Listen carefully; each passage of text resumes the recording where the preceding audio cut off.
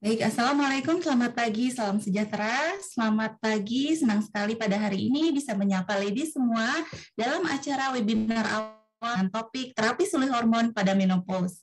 Yang pada kali ini akan dibawakan oleh pakarnya, yaitu Dr. Caroline Tirtayasa, SPOG Konsultan. Baik, untuk mempersingkat waktu, saya akan panggilkan moderator saya yang cantik jelita pada hari ini, dan sudah tidak asing lagi, yaitu Mbak Novita Enji. Silakan Mbak Novita Enji. Terima kasih, selamat pagi semuanya. Terima kasih Mbak Juwita. Aduh, ini menarik sekali ya. Aku disapa jelita, pas banget sih jelang 50 tahun ya sebenarnya ya. Pas banget deh di usia udah jelang 50 tahun. Pembahasan kita hari ini menarik banget. Jujur saya tertarik banget dan excited banget mau ngobrol-ngobrol mengenai menopause ini ya. Karena kan sebenarnya kita tahu ini adalah satu fase kehidupan seorang perempuan yang akan sampai nih kita di masa itu. Nah, mungkin saya yakin banget ya semua yang hadir di sini udah nggak asing lagi, udah sering banget mendengar istilah menopause ya. Atau mungkin nih di antara saya ingin menyapa dulu para ladies jelita jelang 50 tahun dan juga Lolita lolos 50 tahun. Wah, ini seru sekali ya. Jadi semua ini seperti saya sampaikan pasti ini kan akan kita sampai tuh ke masa ini. Ada juga yang sudah mengalami mungkin ada yang sudah mengalami, ada juga yang mungkin yang pasti sih orang tuanya atau tantenya mengalami yang namanya menopause ini. Sudah dengar istilah menopause itu, tapi mungkin kita harus tahu lagi nih, seperti apa sih menopause itu dan apa saja treatmentnya untuk menopause. Apa ya, ada yang sering bilang ya, kita dengar ya, kalau menopause itu pengobatannya menggunakan terapi hormon. Benarkah seperti itu? Perlu nggak sih terapi hormon dan aman nggak ya terapi hormon itu untuk menopause? Nah, pada hari ini ya, di pagi menjelang siang ini sudah hadir bersama kita narasumber yang sangat kompeten dan juga ahli di bidangnya. Ada Dr. Caroline Tirtayasa, SPOG Konsultan yang tentunya akan membagikan cerita, pokoknya akan membagikan ilmu buat kita. Tapi saya ingin sedikit memperkenalkan lagi Dr. Caroline yang mungkin saya tahu ini para ladies juga sudah tidak asing lagi, tapi nggak apa-apa ya, biar makin sayang gitu loh sama Dr. Caroline ya. Dr. Caroline Tirta Iyasa SPOGK adalah dokter spesialis kebidanan dan kandungan, konsultan subspesialis fertility dan hormon reproduksi. Dokter merupakan seorang warga Jakarta nih ternyata dari lahir ya, karena dokter adalah kelahiran Jakarta. Tanggal 22 Desember 1970, merupakan lulusan terbaik atau cum laude dari Fakultas Kedokteran Universitas Indonesia dan Universitas Schleswig-Holstein Kiel, Jerman. Nah, keahlian beliau meliputi laparoskopi angkat mioma, kista dan juga rahim, serta penata laksanaan masalah-masalah infertilitas dan juga masalah hormon reproduksi mulai usia remaja sampai premenopause dan juga menopause termasuk terapi sulih hormon ini sendiri. Nanti Dr. Caroline akan menjelaskan lebih dalam lagi mengenai premenopause dan juga menopause, apa sih sulih hormon itu, indikasinya dan juga resiko serta benefit apa aja dalam penggunaan terapi sulih hormon pada menopause itu. Sehingga para ladies jelita jelang 50 tahun dan juga Lolita lolos 50 tahun semuanya nanti akan tercerahkan ya. Nah, biar lebih jelas lagi, yuk kita langsung dengarkan pemaparan dari Dr. Caroline Tirtayasa, SPOGK Konsultan mengenai terapi sulih hormon pada menopause. Aku sapa dulu kali ya, Dr. Caroline ya. Hai dokter, apa kabar? Enji, apa kabar juga? Senang ketemu lagi ya. Iya ya, walaupun secara virtual ya. Ini menarik banget nih pembahasan kita pada kesempatan hari ini. Asal tahu dulu ya, sebelum mulai acara pun ini udah ada cerita-cerita lucu nih membahas soal menopause ya dokter ya. Kan kayak dulu tuh ya dok ya, kalau kita mendengar kata menopause itu, berarti kita udah tua. Itu buat orang tua kita. Pertama nenek-nenek kita dulu ya dok ya. Lalu orang tua kita. Berarti menopause itu tua. Aduh. Tapi saat kita mungkin para ladies jelita jelang 50 tahun dan juga ladies Lolita, enggak, aku semua tua ya kan ya dok ya. Nah makanya yuk kita bahas lagi yuk. Silakan dokter, langsung kita bahas nih. Ya, oke, baiklah. Nanti share slide dari panitia ya. Oke, saya akan ya Angie. Ya dokter silakan. Ya, makasih. Pada panitia boleh share slide saya. Slide pertama dulu yang judul. Nah, di slideshow. Oke. Jadi topik terapi suli hormon pada menopause ini adalah topik yang subspesialistik ya. Tidak semua dokter menguasai, bahkan spesialis kebidanan dan kandungan yang biasa pun tidak menguasainya. Pada beberapa pasien, mereka juga kadang-kadang kebingungan, akhirnya mengikuti mitos yang salah ya. Nah, nanti kita akan kupas ya bagaimana terapi suli hormon menopause, dan kita semua tentunya maunya aman ya. Sebagai ilustrasi kasus dulu nih ya, saya cerita ya. Saya ada pasien ya, umurnya sebetulnya baru 51 tahun. Seorang CEO perusahaan besar ya. Wanita yang cantik, tinggi semampai, langsing ya. Sebelum menopause dia tuh sangat aktif ya. Olahraganya bisa dibilang gym freak ya. Dia tuh olahraga bisa berjam-jam, makanya badannya tetap langsing, kulitnya juga terjaga baik, semuanya mencapai hal-hal yang top lah dalam kehidupannya. Nah, di saat menopause itu baru 1 tahun, ya, dia mengalami masalah tulang, ya. Yang ditakutkan tuh oleh dia tuh sebetulnya penyakit jantung, koroner, penyakit Alzheimer, ya. Tapi tidak disangka-sangka malah kena sakit tulang, ya, HNP, ya, low back pain, seperti itu. Akhirnya yang tadinya gym freak sekarang nggak bisa ngapa-ngapain lagi. Semua aktivitasnya dibatasi, ya. Kemudian juga keluhan tidak nyaman saat berhubungan suami istri, ya. Kulit-kulit juga sudah mulai mengering, terlepas dari sudah pakai lotion sampai berkilo-kilo, ya. Tetap aja. Dan untuk seorang wanita aktif seperti dia itu sangat mempengaruhi kualitas hidupnya. Akhirnya datang pada saya dan meminta untuk terapi suli hormon ini. Tentunya dengan screening yang ketat dan kita diskusikan bersama ya itu. Nanti kita sampai ke slide yang akan membahas bagaimana tahapannya jika ingin memulai terapi suli hormon ini. Oke, untuk lebih jelasnya kita akan mulai slide pertama ya. Silahkan. Untuk lebih memperjelas saja, menopause ini adalah peristiwa berhentinya menstruasi karena hilangnya fungsi ovarium. Ya, ovarium atau indung telur kalau bahasa awamnya ya, dan terkonfirmasi setelah seorang wanita berhenti mengalami mens selama 12 bulan berturut-turut tanpa adanya penyebab patologis lain. Ya, jadi tidak mens selama 1 tahun, 12 bulan berturut-turut, itu baru sudah established menopause. Ya, jadi kalau kita sudah menopause atau established menopause tidak boleh lagi keluar darah dari vagina. Ya, kalau baru 8 bulan misalnya menopause keluar darah, oke, berarti Anda masih pramenopause, belum menopause. Jadi kalau udah tank 1 tahun tidak mens, baru itulah menopause. Dan rata-rata wanita Indonesia mengalami menopause di usia 48 sampai 52 tahun. Slide berikut. Nah, penyebab menopause itu adalah hilangnya hormon estrogen karena indung telur sudah tidak berfungsi lagi ya menghasilkan hormon estrogen. Patut diketahui ya, yang menghasilkan hormon itu adalah indung telur, bukan rahim. Ya, jadi kalau pada wanita yang diangkat rahimnya tapi indung telur masih ada, tidak akan menopause karena hormon tetap diproduksi dan masuk ke aliran darah. Nah, hormon estrogen ini sangat penting bagi semua perempuan ya.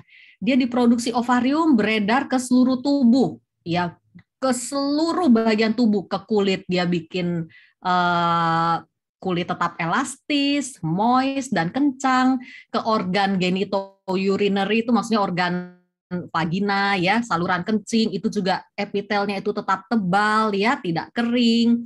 Kemudian ke otak, dia bikin sel-sel otak juga tetap berfungsi normal, aktivitas aksonnya juga neurotransmitter di otak juga oke. Kemudian dia juga ke pembuluh darah ya, intima, tunika intima tuh bagian dalam dari pembuluh darah kita. Dan menghasilkan agen-agen vasodilator ya. Vasodilator itu yang mempertahankan supaya pembuluh darah kita itu tidak menyempit gitu ya. Dan kita bisa terhindar dari penyakit jantung koroner ya. Dan juga ke metabolisme insulin ya. Jadi tidak terjadi hipersensitivitas resisten insulin itu tidak terjadi pada wanita yang masih mempunyai hormon estrogen yang oke. Nah, beberapa perawatan dan prosedur medis dapat menyebabkan menopause seperti kemoterapi, radioterapi untuk mengobati kanker, dan pembedahan yang melibatkan ovarium. Ya otomatis kalau ovariumnya diangkat atau kena kemo dan radioterapi, dia akan menua dengan cepat ya. Nah, kita lihat tuh di gambar yang kecil-kecil ini ya, sudah dimulai itu sebetulnya dari usia 40 ya. Jadi 40 tahun ke atas Anda sudah termasuk usia pramenopause. Belum menopause memang, tapi gejala-gejala itu sudah bisa mulai terjadi ya. Seperti hot flashes, serangan panas mendadak, berkeringat mendadak tengah malam yang tiba-tiba hilang sendiri, insomnia, sulit tidur, kemudian juga gangguan mens ya, mens yang biasa datang sebulan sekali, sekarang 2 atau 3 bulan sekali, bahkan 6 bulan sekali. Kemudian juga psychological symptoms ini maksudnya jadi depresi ya, bete gitu ya bawaannya ya. Maunya marah gitu dan mudah tersinggung. Itu juga bisa terjadi ya. Nah, kemudian dan itu bisa terjadi di range 40 sampai 55 tahun ya. Nah, mulai 55 tahun ya 48 sampai 52 tahun lah usia menopause awal ya, early menopause kita bilangnya. Itu mulai berasa tuh vagina udah mulai kering, hubungan suami istri tidak nyaman. Slide berikut, saya belum selesai, panitia. Nah, dyspareunia ini adalah kekeringan ya, kering dan nyeri saat hubungan. Stress incontinence ini adalah bolak-balik ke belakang ya, ke toilet, tidak bisa menahan kencing. Juga kulit juga atrofi, ya. Itu gejala-gejala menopause awal. Lebih lanjut di usia 60 tahun ke atas mulai tuh gangguan-gangguan fraktur tulang ya karena osteoporosis, kemudian gangguan-gangguan pembuluh darah, mulai pikun, kena sakit jantung ya. Itu yang akan dialami seorang wanita di mana estrogennya sudah tidak ada lagi. Slide berikut. Nah, ini pakai gambar-gambar mungkin bisa lebih kelihatan jelas ya gejala menopause itu yang tadi hot flashes ya, terasa panas dan berkeringat mendadak gitu ya di tengah ruangan AC itu juga bisa terjadi. Yang lain kedinginan, kita kepanasan gitu ya. Kemudian perubahan mood yang tadi bete, mudah tersinggung ya. Kemudian juga mudah berkemih, ini maksudnya sering kencing bolak-balik, kayaknya kok baru kencing lagi ya, dan susah tidur atau insomnia. Slide berikut. Nah, ini juga bisa ya sulit konsentrasi, mungkin dari dampak sulit tidur atau insomnia tadi juga bisa ya. Perubahan tampilan fisik, nah ini nih yang sering bikin ribut wanita-wanita menopause juga. Kok kayaknya makan sedikit aja jadi daging gitu sekarang ya. Ibarat minum air sama makan angin aja juga jadi gemuk gitu. Jadi nggak seperti dulu lagi tuh, padahal makannya sama. Kenapa sekarang saya jadi lebih gemuk gitu ya. Kemudian juga hilang gairah seks, vagina kering dan terasa iritasi karena sudah tipis vaginanya. Slide berikut. Nah, dampak menopause jangka panjang itu adalah osteoporosis, kerapuhan tulang, ya. Juga faktor-faktor pembuluh darah karena tadi vasodilator agent itu sudah hilang, ya. Jadi kena hipertensi, penyakit jantung koroner itu juga sudah mulai ya. Demensia atau Alzheimer itu juga efek jangka panjang dari menopause ya, karena ketiadaan hormon estrogen membuat elastisitas pembuluh darah juga terganggu ya, pembuluh darah termasuk pembuluh darah otak. Susah sering buang air kecil di sini ya, anyang-anyangan dan nyeri ketika melakukan hubungan seks. Nah, kapan kita harus datang ke dokter ya? Dokter ahli maksudnya ya. Gejala menopause dan pramenopause yang mengganggu ya, datang ke dokter. Kemudian menopause sebelum usia 40 tahun. Nah, ini yang disebut menopause dini ya, menopause sebelum usia 40 tahun. Ya, kita harus cari tahu ada masalah apa, kalau ada yang bisa diperbaiki ya kita perbaiki. Kemudian merasakan penurunan kualitas hidup karena menopause. Aduh dok, kalau kayak begini terus saya nggak bisa hidup nih, kalau kayak begini nih, saya merasa sangat terganggu. Nah, datanglah ya. Oke, slide berikut. Nah, penanganan gejala menopause. Yang pertama adalah terapi suli hormon. Nah, asal tahu aja ya, terapi suli hormon tuh di buku dewanya kita tuh Sperov itu 110 halaman pakai bahasa Inggris, jurnalnya banyak banget ya, dan penelitiannya itu saling bertentangan ya. Banyak penelitian tapi yang satu ngomong gini, yang satu ngomong gitu. Jadi ini memang topik yang very very complicated, dan biasanya untuk mengambil keputusan apa yang mau kita pilih itu benar-benar harus detail. Dokter itu harus detail meneliti nih pasiennya ada apa aja nih. Ada miom nggak, adenomiosis nggak, riwayat breast cancer di keluarga, atau nodul di payudara, kemudian juga profile labnya bagaimana, pap smear-nya gimana, mamografi gimana, semuanya diteliti untuk bisa menentukan hormon yang mana yang aman ya buat pasien yang satu ini. Jadi ini memang benar-benar sangat individual ya, tidak bisa tuh saling membandingkan. Lu dikasih apa sama dokter itu? Gue pakai ini, yang lain pakainya yang lain, kok gue beda ya. Nah itu benar-benar harus tailor made ya ibaratnya ya. Masing-masing pasien bisa berbeda tergantung kondisinya masing-masing.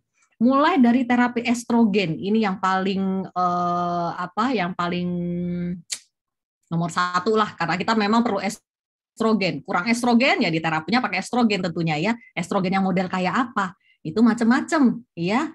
Estrogen yang struktur kimianya kayak gimana? Pemberiannya pakai apa? Cara masuknya apa? Itu juga bervariasi ya. Nah, kemudian terapi progesteron. Memang hormon perempuan ada estrogen dan progesteron. Tapi terapi progesteron ini jarang banget kita pakai tunggal karena dia tidak berefek untuk menghilangkan gejala-gejala menopause tadi. Biasanya kita pakai bersamaan dengan terapi estrogen tadi. Jadi selalu kombinasi estrogen dan progesteron. Nah, terapi androgen di sini, testosteron ya, itu juga jarang kita berikan karena efek sampingnya juga banyak ya, mulai dari munculnya jerawat, kulit jadi berminyak, kemudian juga perubahan suara jadi kayak laki-laki, itu juga antara lain dampak jangka panjang dari terapi androgen. Kemudian ada juga tibolon namanya. Tibolon ini suatu zat terapi suli hormon ya, yang beraksi sebagai estrogen, progesteron, dan juga androgen tadi ya. Nah, itu dibahas nanti akan kita lihat lebih lanjut ya. Kemudian selektif estrogen reseptor modulator ya, tamoxifen ya, yang kita pakai untuk pengobatan breast cancer itu juga salah satu jenis selektif estrogen reseptor modulator ya, karena dia ada pada beberapa organ tertentu dia bersifat sebagai estrogen ya, tapi pada beberapa organ yang lain bersifat sebagai antagonis estrogen. Ya, raloxifen ini juga dipakai untuk tulang terutama ya, untuk melindungi tulang, tapi dia tidak melindungi kita terhadap gejala-gejala menopause yang lain seperti hot flashes, vagina kering, efek proteksi ke pembuluh darahnya juga tidak ada. Slide berikut. Nah, penanganan gejala menopause yang lain kalau nggak mau pakai hormon ada aja ya, komplementari dan alternatif terapi. Ini banyak banget ya, dijual online banyak banget dan mudah didapat. Seperti IPO ya. IPO ini evening primrose oil ya. Kemudian pengobatan herbal fitoestrogen ya, akupuntur juga ada. Nah, tetapi ada tetapinya ya. Penelitian, jurnal semuanya membuktikan komplementari dan alternatif terapi ini tidak menghilangkan gejala menopause ya, karena bukan hormon dan tidak berefek sebagai hormon estrogen tadi ya. Jadi efeknya itu gimana ya? Tidak langsung, tidak bisa dipakai untuk menggantikan apa yang dilakukan oleh hormon estrogen, itu aja. Jadi sama kayak kita makan kacang kedelai misalnya atau minum susu kedelai ya hanya untuk kesehatan aja, untuk fit aja, tapi bukan untuk menopause. Slide berikut. Terapi suli hormon menggantikan hormon estrogen yang tadi sudah saya jelaskan ke seluruh organ tubuh ya.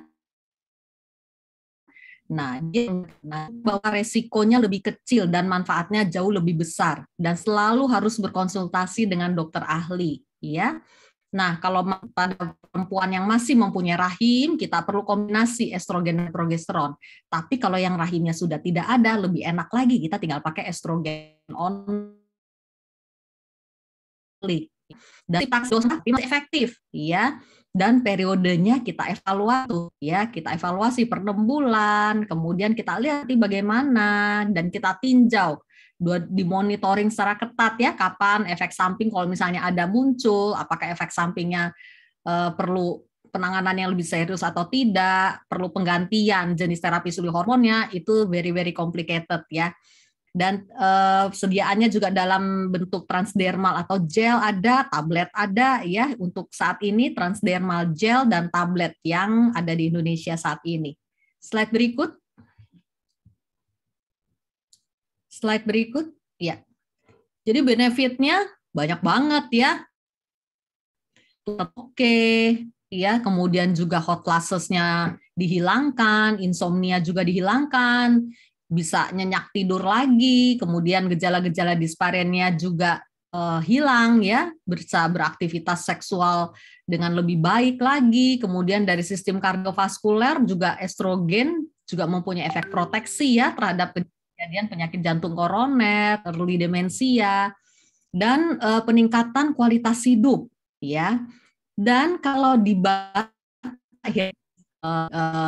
bab tentang terapi sulih hormon tuh di buku Dewa Kita, semakin dini pemberian terapi sulih hormon itu sebetulnya benefitnya itu akan semakin daripada dibandingkan kalau kita baru mulai terapi sulih hormon itu di saat usianya sudah tua ya, 65 tahun ke atas.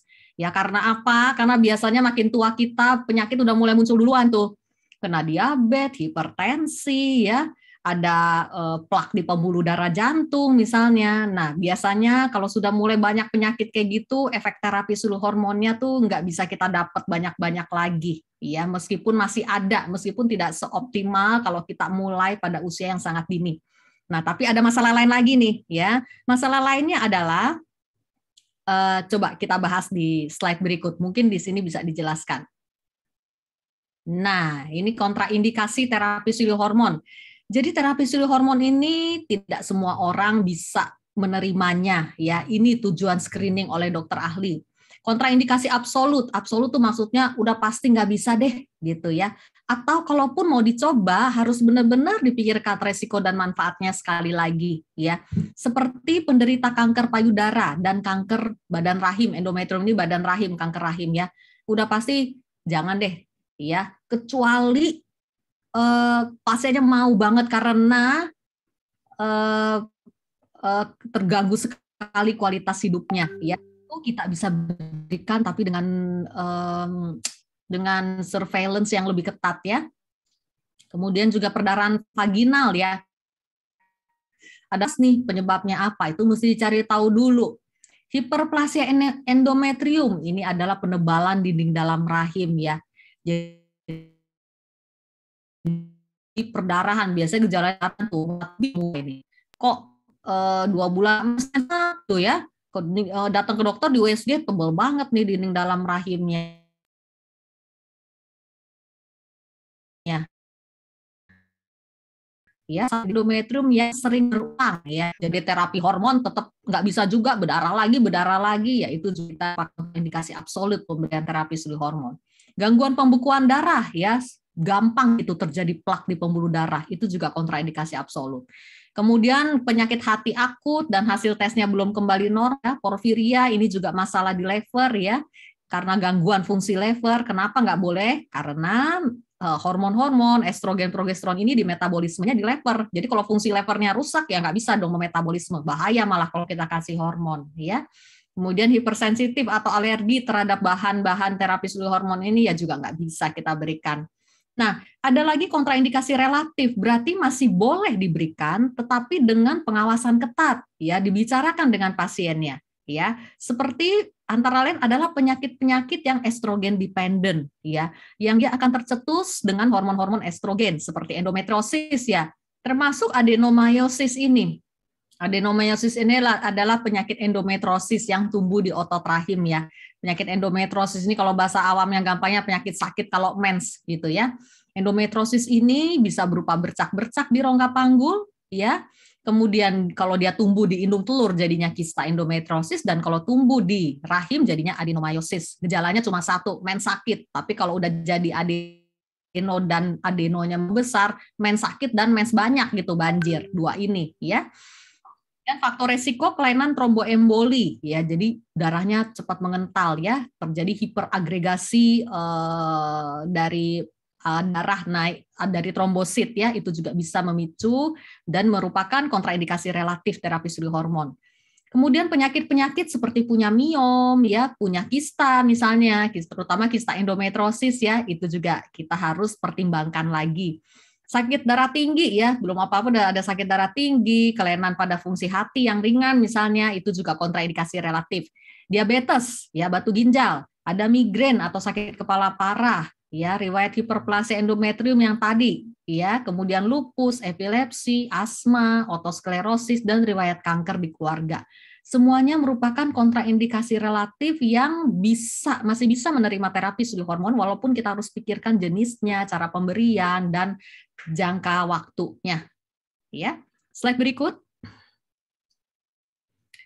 Nah, cara pemakaian estrogen nih yang beredar di Indonesia nih ada dua. Transdermal itu yang dioles, ya.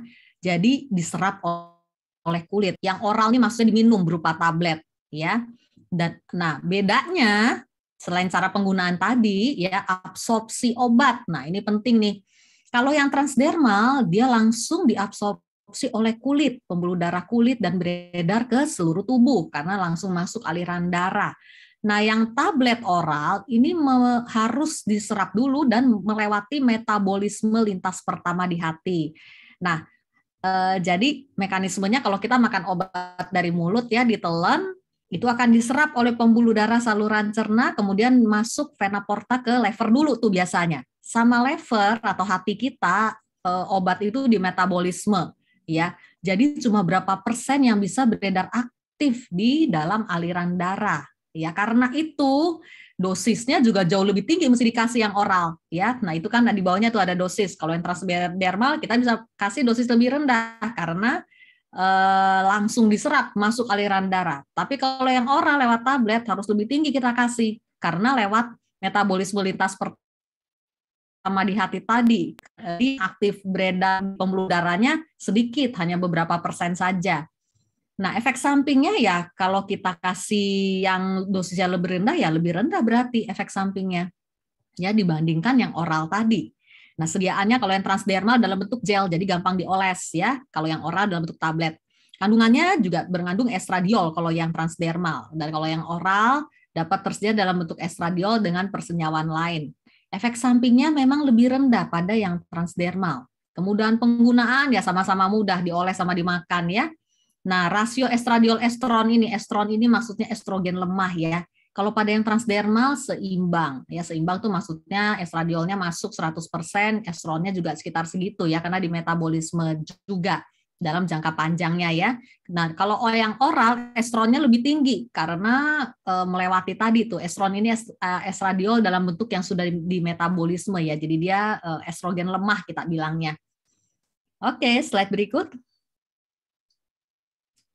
Nah, jadi pada beberapa kasus ya orang-orang yang misalnya ada riwayat breast cancer atau riwayat penyakit jantung koroner ya, kemudian beberapa penyakit-penyakit lain ya seperti terutama juga untuk orang-orang yang sudah tua ya, wanita-wanita yang sudah umurnya di atas 65 tahun, transdermal ini memang relatif lebih aman ya. Resiko untuk VTE ini venous thrombolism ya. Jadi tromboembolism. Jadi penumpukan plak di pembuluh darah vena itu ya, tromboemboli vena ini juga lebih rendah pada pemberian estradiol yang transdermal. Kemudian juga dari segi pembuluh darah karena pembentukan plak tadi juga lebih rendah, dia juga lebih aman. Penyakit kantong empedu resikonya juga lebih kecil dibanding yang tablet. Kemudian kejadian-kejadian seperti tekanan darah tinggi ya, hipertensi ya. Jadi perempuan yang sudah ada hipertensi, biasanya juga kita kasih pilihan yang transdermal ini. Kemudian diabetes mellitus. Diabetes mellitus, sebetulnya kalau faktor diabetes mellitus itu estrogen dalam bentuk apapun akan merendahkan resistensi insulin ya, faktor resiko untuk terjadinya resistensi insulin. Tetapi diabetes mellitus yang sudah mulai ada gangguan di pembuluh darah ya, karena diabetes mellitus dalam jangka panjang efeknya ke pembuluh darah tuh. Pembuluh darahnya banyak plak ya, juga mudah sempit. Nah, itu lebih kalau kita kasih yang model transdermal ini. Slide berikut. Nah, efek samping antara lain ya, saya nggak ngomong persentasenya dulu di sini, karena biasanya jarang banget terjadi ya, terutama pada pemakaian yang model transdermal tadi. Mulai dari payudara terasa lunak atau nyeri, jadi karena efek estrogen tadi ya, mual, nyeri perut, sakit kepala, perubahan berat badan, retensi cairan, terjadi perdarahan seperti mens, keluarnya cairan putih atau kuning dari vagina, ya bisa aja ini terjadi, tapi sangat jarang. Slide berikut. Nah, ini juga yang sering banyak ditanya oleh pasien-pasien ya. Risiko kankernya gimana sih, Dok, pada penggunaan hormon-hormon ini? Ya. Nah, sekarang kita teliti ya. Kalau di Sperov itu, buku itu bilang ya, risiko untuk terkena kanker pada pemakai terapi suli hormon lebih kecil dibandingkan risiko dapat kanker paru pada seorang perokok berat gitu. Jadi kecil banget ya. Coba deh lihat. Jadi ini kita baca ya satu-satu ya. Perbedaan dalam kejadian kanker payudara dalam 1.000 wanita berusia 50-59 tahun, jadi relatif muda ya, early menopause dalam jangka waktu lebih dari 5 tahun penelitiannya. Jadi ini penelitian di UK ya. 23 kasus kanker payudara didiagnosa pada populasi wanita di UK. Nah, kalau pada perempuan yang pakai terapi suli hormon, cuma didapat 4 kasus tambahan setelah 5 tahun penggunaan. Berarti kan kecil banget. Ya, 23 tambah 4 lah gitu ya. Jadi kalau semua perempuannya pakai terapi suli hormon didapat 4 kasus tambahan gitu. Ya. Dari keseluruhan populasi yang memakai terapi suli hormon. Dan lebih sedikit, 4 kasus lebih sedikit pada wanita tanpa rahim yang menggunakan HRT ini atau terapi suli hormon ini dengan estrogen saja, estrogen only. Ya, jadi estrogen only ya untuk wanita yang tidak punya rahim sebetulnya lebih menguntungkan tuh. Wanita-wanita yang sudah nggak ada rahim lebih nggak repot pakainya, cuma satu aja sih estrogen doang. Kalau yang masih punya rahim mesti pakai 2, estrogen dan progesteron. Nah, kenapa? Karena progesteron ini akan melindungi dari efek unopposed estrogen ya. Kalau masih punya rahim, kita kan takutnya kena kanker rahim ya atau kanker endometrium tadi. Nah, progesteron ini yang akan melindungi si dinding dalam rahim kalau untuk perempuan yang masih punya rahim. Nah, 4 kasus tambahan sebagai perbandingannya ya, 4 kasus tambahan pada wanita yang menggunakan hormon kontrasepsi. Jadi yang pakai hormon kontrasepsi, pil KB misalnya, itu lebih kena juga terapi maksudnya dan juga kanker ya pada pemakaian hormon kontrasepsi. By the way, beda banget ya struktur kimia hormon yang digunakan untuk kontrasepsi atau dalam pil KB dengan hormon pada terapi suli hormon ini. Struktur kimia pada hormon yang diundangkan untuk terapi suli hormon ini sangat mirip ya, hampir 100% mirip dengan hormon dihasilkan oleh ovarium atau indung telur. Jauh banget bedanya dibandingkan struktur kimia hormon yang pada pil KB ya. Jadi jangan pakai pil KB untuk terapi suli hormon. Resiko kankernya bisa 5 kali lipat. Oke? Nah, sekarang lihat tuh tabel di sebelah. Resiko cuma 2 sebetulnya kanker yang kita takutkan pada terapi suli hormon. Yang pertama kanker payudara, yang kedua kanker endometrium atau kanker rahim ya. Sekarang lihat, tanpa terapi suli hormon nih, 9-17 orang kena kanker payudara di antara 1.000 perempuan dalam periode 5 tahun. Nah, kalau yang pakai kombinasi estrogen progesteron lebih dari 5 tahun, 13-23. Jadi penambahan 4-6 kasus saja, ya.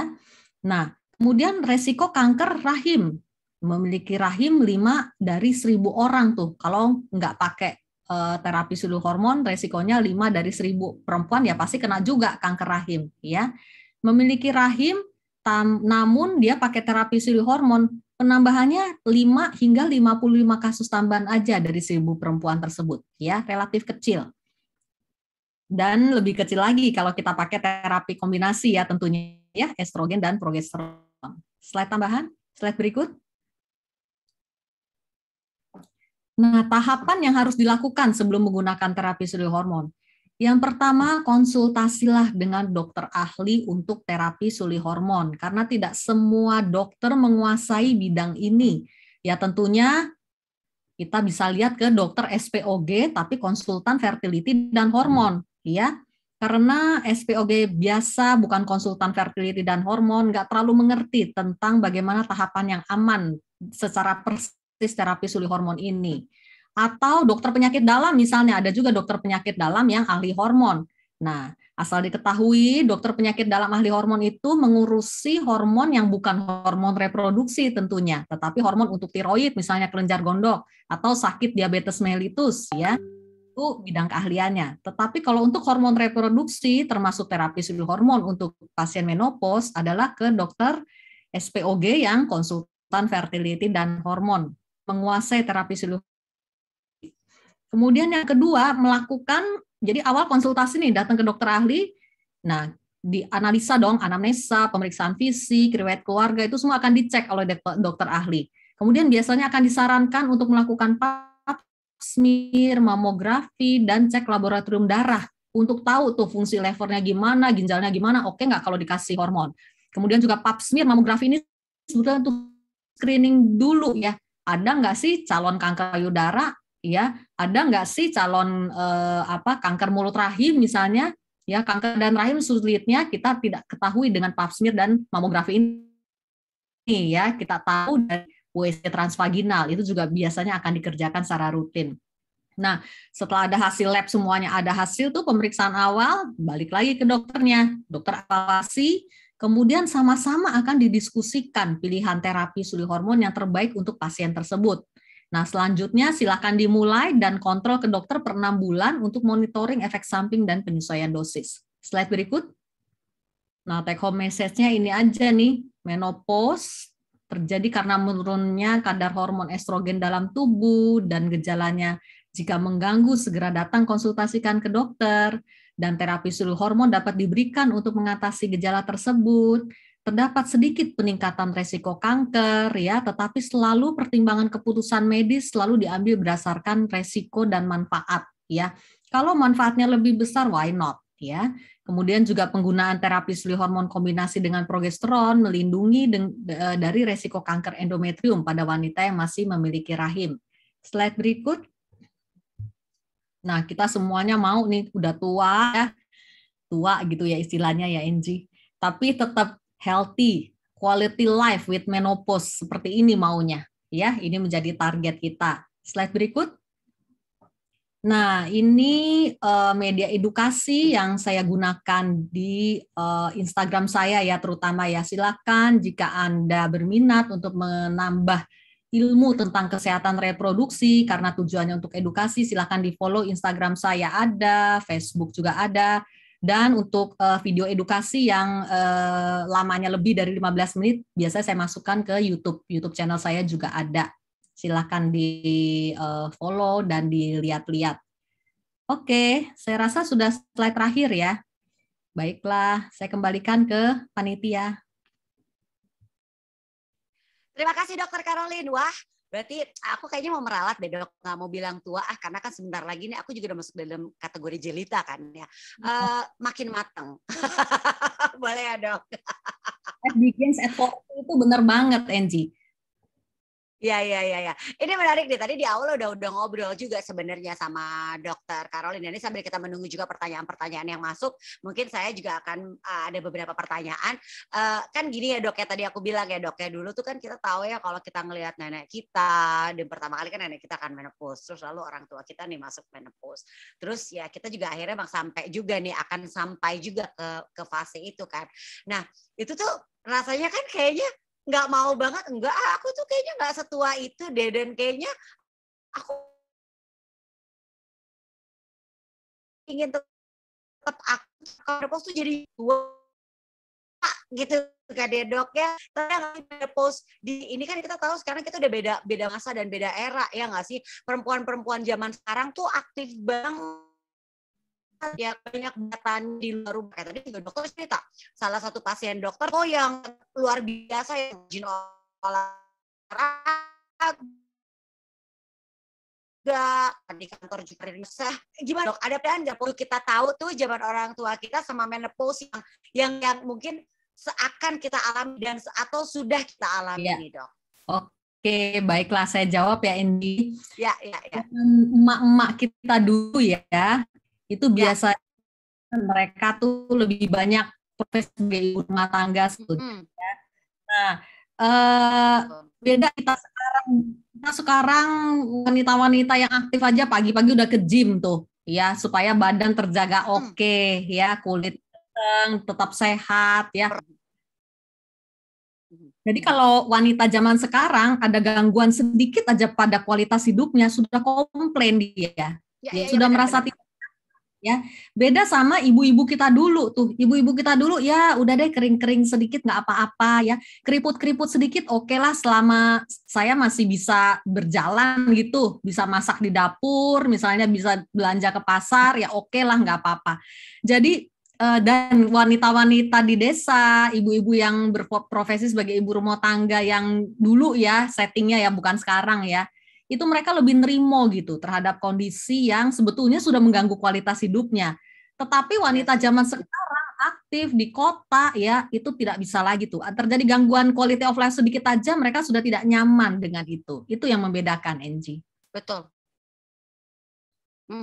Jadi memang bisa dibilang justru yang sekarang tuh di masa sekarang tuh lebih terasa banget ya di saat kita tuh jelang menopause ya, karena ini something yang menyangkut perbedaan apa ya, kayak gini deh, mungkin aku udah ngalamin yang kayak gini, kok kadang aku tuh suka sulit tidur ya, ini nggak bener nih, masa aku insomnia sih gitu, ini harus gimana ya supaya bisa mendapatkan kualitas tidur yang baik, karena kan kita tahu ya kita tuh butuh tidur yang nyenyak ya kan untuk bisa beraktivitas, besoknya bangun dalam kondisi badan segar, kita bisa berkegiatan, kita bisa beraktivitas, ngurus keluarga,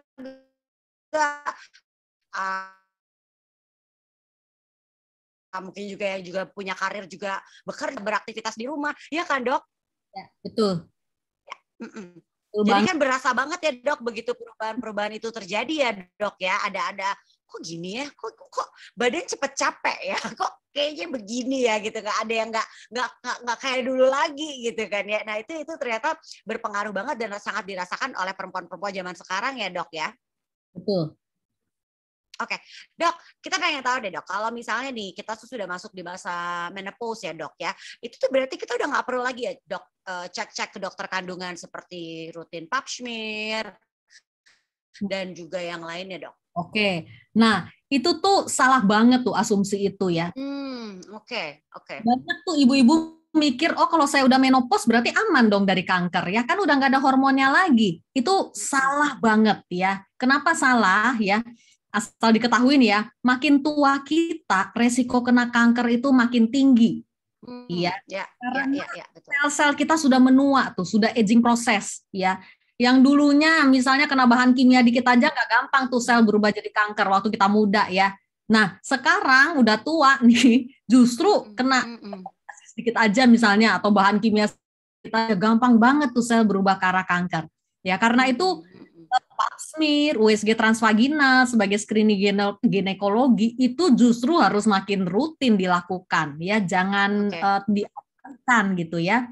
Nah, saya tadi bilang juga kalau pada pasien menopause tidak boleh lagi tuh keluar darah dari kemaluan ya. Itu harus diperhatikan. Nah, untuk pap smear itu sebetulnya kalau pada wanita yang tidak menggunakan terapi sulih hormon 60 sampai kita umur 60 tahun aja cukup, nggak usah pap smear lagi.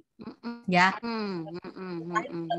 Juga dia masuk ke dalam ya, tetapi untuk USG transvaginal untuk screening terhadap kanker indung telur itu dilakukan sampai seumur hidup kita. Begitu ya, Angie. Oke. Dok, kita kan tahu ya perempuan-perempuan zaman sekarang tuh kesadaran untuk hidup sehatnya tuh tinggi, mulai dari mereka rajin olahraga, makan makanan juga sehat gitu kan ya, mereka juga udah menjalankan pola hidup atau diet sehat gitu. Itu tuh bisa memperlambat premenopause nggak sih dok, atau bahkan memperlambat kita juga sampai ke masa menopause itu dok? Nah begini, kapan menopause itu terjadi pada masing-masing orang itu sangat berbeda tuh ya, tergantung lifestyle tadi memang. Tetapi masalahnya yang menentukan seseorang kapan menopause itu tidak hanya satu faktor lifestyle tadi ya. Jadi ada juga orang yang udah hidupnya sehat tetap aja dia menopause lebih cepat, bisa banget ya. Oh, kenapa gitu dok? Ya, karena tadi saya bilang bukan hanya satu faktor, multifaktor sih. Bukan kena menopause cepat.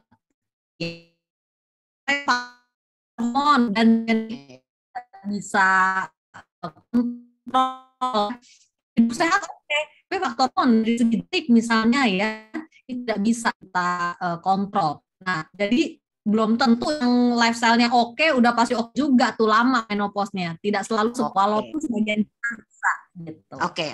Lagian juga nggak ada salahnya sih ya dok, kita tetap menjalankan pola hidup sehat ya nggak sih dok? Itu kan mungkin bisa menjaga tubuh kita dan juga mungkin bisa mencegah kita dari penyakit-penyakit yang lain ya. Betul, itu mah harus Angie, harus. Oke, dok ini ada pertanyaan.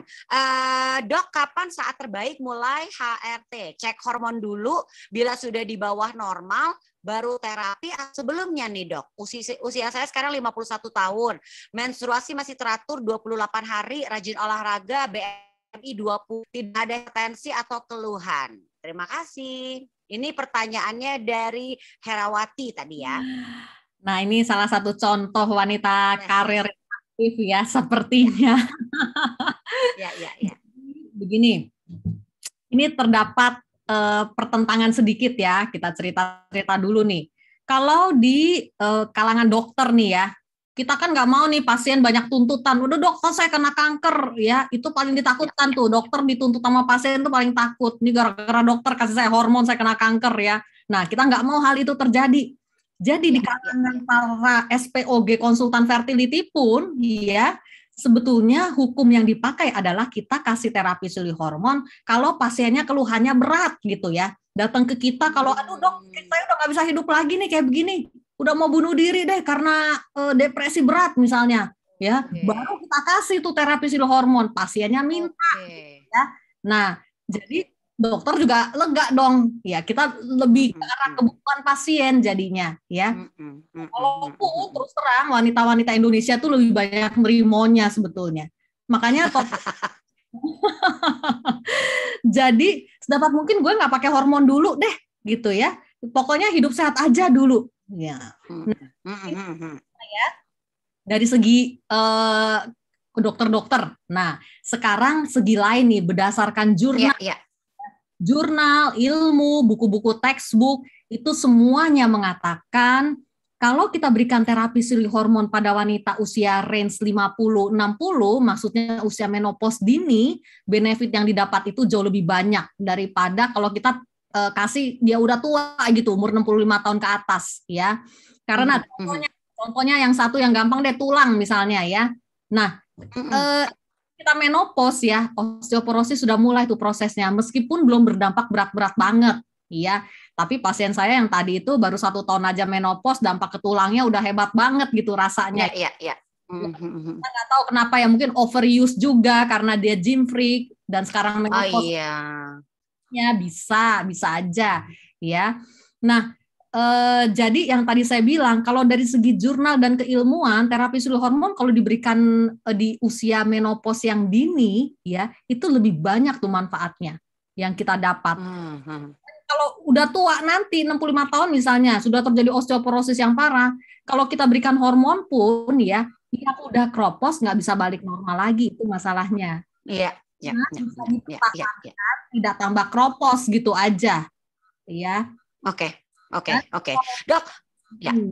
Dan kalau si wanita tersebut 65 tahun udah kena sakit diabetes, darah tinggi, itu manfaatnya makin sedikit lagi tuh untuk terapi sulih hormon. Ya.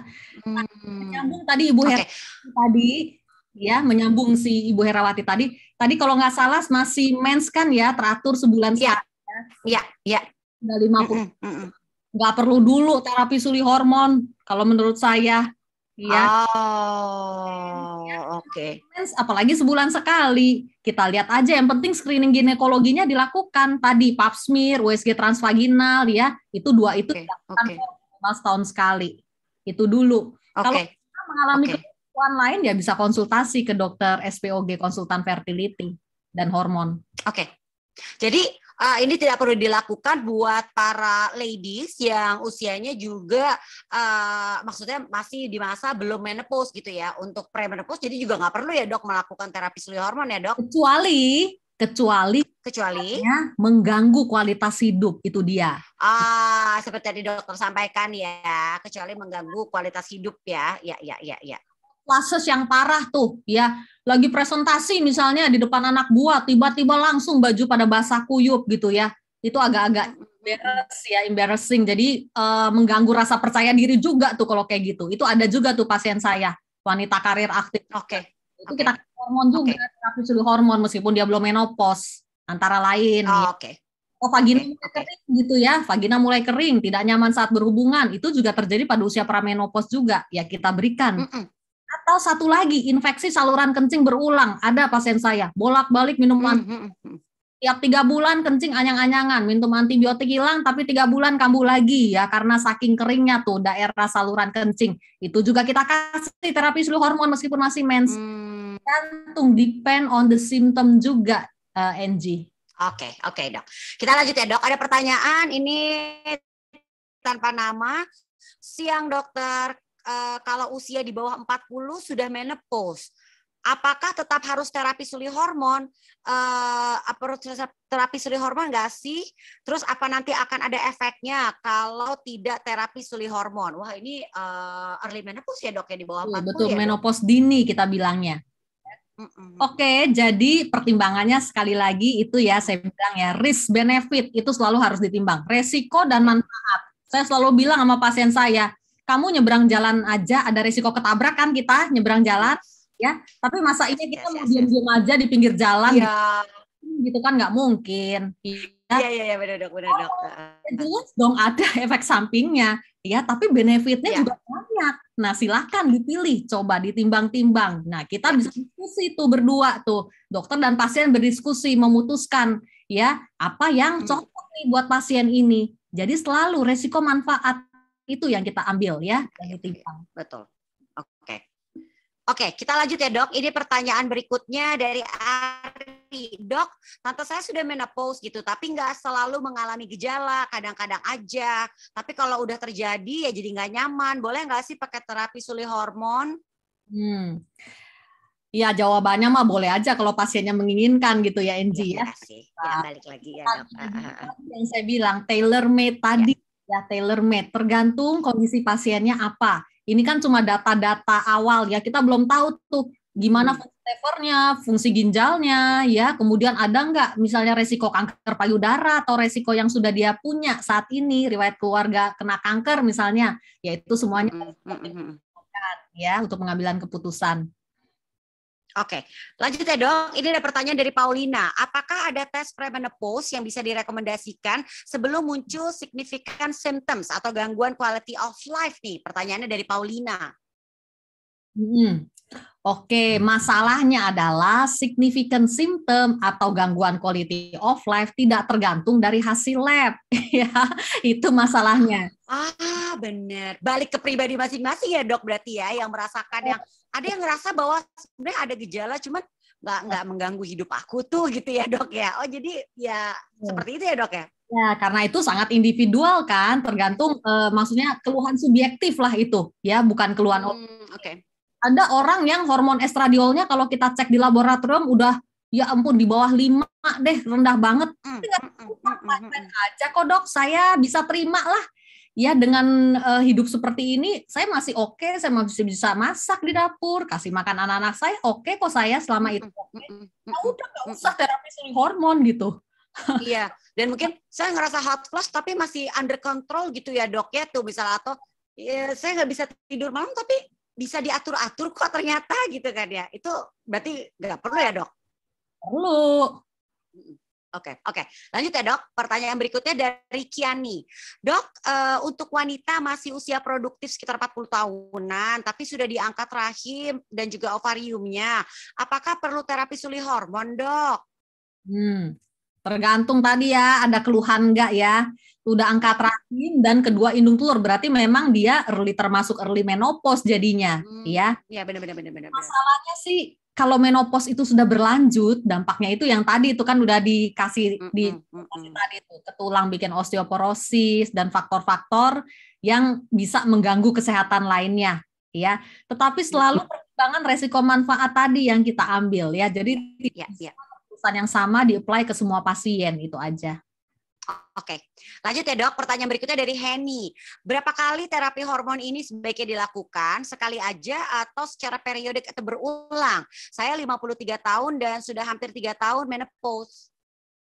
Oke, jadi terapi silih hormon akan diberikan sesuai kehendak pasiennya berdasarkan dengan dokter ahli. Nah, itu aja. Jadi nggak ada berapa kali tuh, sekali glek misalnya 1 tablet berlaku untuk setahun, nggak ada. Ya.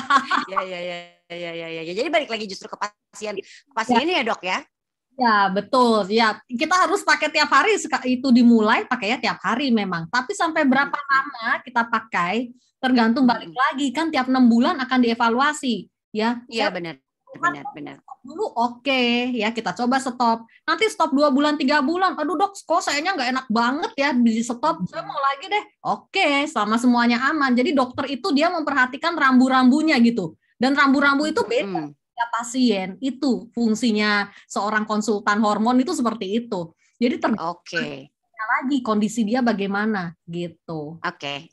Dan mungkin dari sekali treatment ngerasa udah, habis itu kok aku udah ngerasa nyaman ya gitu kan. Ada yang enggak nih, kayaknya aku mesti lanjut gitu kan ya. Ya tergantung lagi ke masing-masing individu ya berarti ya dok ya. Betul.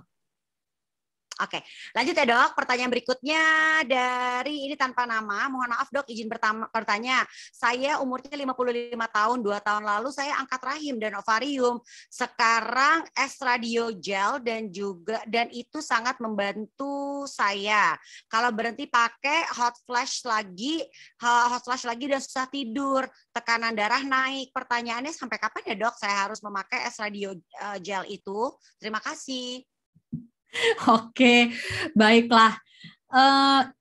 Pada beberapa pasien terus terang ya yang mendapatkan terapi silih hormon itu tuh sangat merasa nyaman ya, seperti nggak menopause lah gitu ibaratnya ya.